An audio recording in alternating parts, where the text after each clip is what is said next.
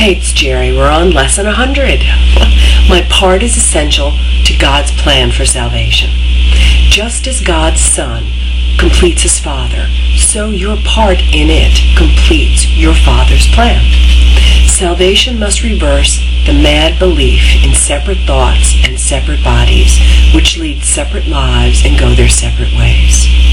One function shared by separate minds unites them in one purpose, for each one of them is equally essential to them all. God's will for you is perfect happiness. Why should you choose to go against his will? The part that he has saved for you to take in, working out his plan, is given you, that you might be restored to what he wills. This part is as essential to his plan as to your happiness.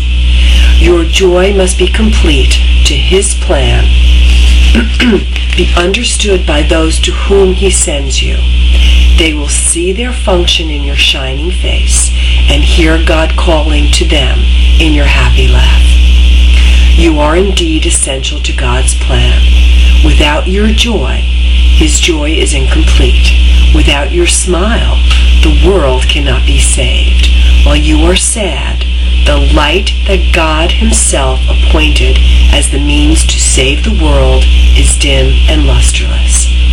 And no one laughs, because all laughter can but echo yours.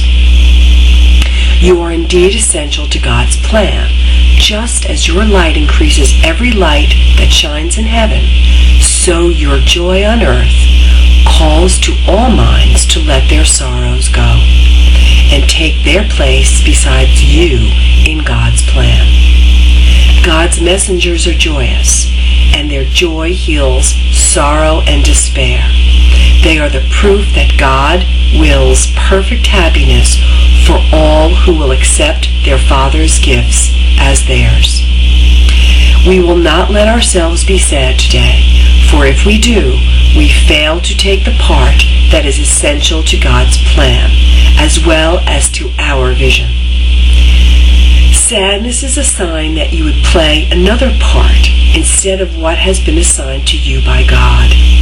Thus do you fail to show the world how great the happiness he wills for you, and so you do not recognize that it is yours. Today we will attempt to understand joy as our function here. If you are sad, your part is unfulfilled, and all the world is thus deprived of joy along with you. God asks you to be happy, so the world can see how much he loves his Son, and wills no sorrow rises to abate his joy. No fear besets him to disturb his peace. You are God's messenger today.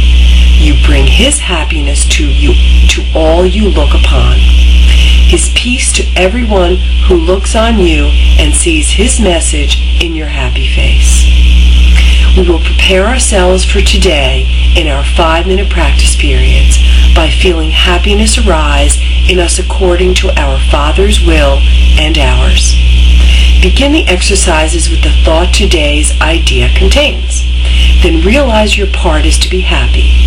Only this is asked of you or anyone who wants to take his place among God's messengers.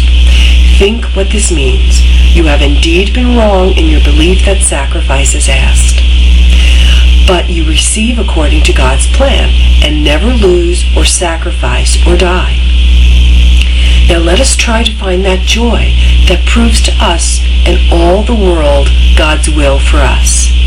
It is your function that you find it here and that you find it now. For this you came. Let this one be the day that you succeed. Look deep within you, undismayed by all the little thoughts and foolish goals you pass as you ascend to meet the Christ in you. He will be there, and you can reach him now. What could you rather look upon in place of him who waits that you may look on him? What little thought has power to hold you back? What foolish goal can keep you from success when he who calls to you is God himself? He will be there. You are essential to his plan.